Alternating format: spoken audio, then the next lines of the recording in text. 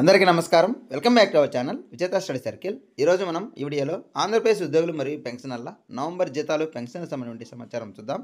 అంతకన్నా ముందుగా మన ఛానల్లో ఉద్యోగులు మరియు పెన్షనర్లకు సంబంధించిన జీతాలు, పెన్షన్లు, డిఏ, పిఆర్సీ, సర్వీస్ మ్యాటర్ సంబంధించిన ప్రతి అంశాన్ని వివరిస్తూ విశ్లేషణ చేస్తూ 100% ఖచ్చితమైన తాజా సమాచారంతో వీడియో చేయడం జరుగుతుంది.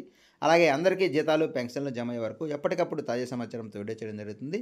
అలాంటి వీడియోస్ కావాలనుకుంటే మన ఛానల్ సబ్స్క్రైబ్ చేసుకుని ఫాలో అవ్వండి. మీకు తెలిసిన వారికి తెలియచేయండి. అలాగే ఇక్కడ మీరు లైక్ చేసిన తర్వాత హైప్ అని కనిపిస్తుంది, దాని మీద టచ్ చేసి మీరు ఓకే చేసినట్లయితే ఆ వీడియో ఎక్కువ మందికి చేరే అవకాశం ఉంటుంది. ఇక ఆలస్యం చేయకుండా మన వీడియోలోకి వెళ్దాం. మనకి నిన్నటి నుంచి కూడా మొన్న అసలు స్టార్టింగ్ నుంచి వెయిటింగ్ ఫర్ ఫండ్ క్లియరెన్స్లో కొన్ని బిల్లు ఉన్నాయి. ఒక 30% వరకు జీతాలు, పెన్షన్ సంబంధించి బిల్లు మనకి వెయిటింగ్ ఫర్ ఫండ్ క్లియరెన్స్లో ఉన్నాయి. నిన్న ఉదయం కూడా దీనికి సంబంధించి వీడియో చేయడం జరిగింది. అయితే నిన్న బిల్లుల్లో ఎటువంటి కదలిక అయితే లేదు, సాయంత్రం వరకు కానీ. అందువల్ల నిన్న దానికి సంబంధించి అప్డేట్ ఇవ్వలేదు. చాలామంది అడిగారు కామెంట్లో మాకు దానికి సంబంధించి అప్డేట్ ఇవ్వమని. ఈ బిల్లుల్లో ఎటువంటి కదలిక అయితే లేదు, అన్నీ కూడా మనకి వెయిటింగ్ ఫర్ ఫర్లెన్స్లో ఉన్నాయి.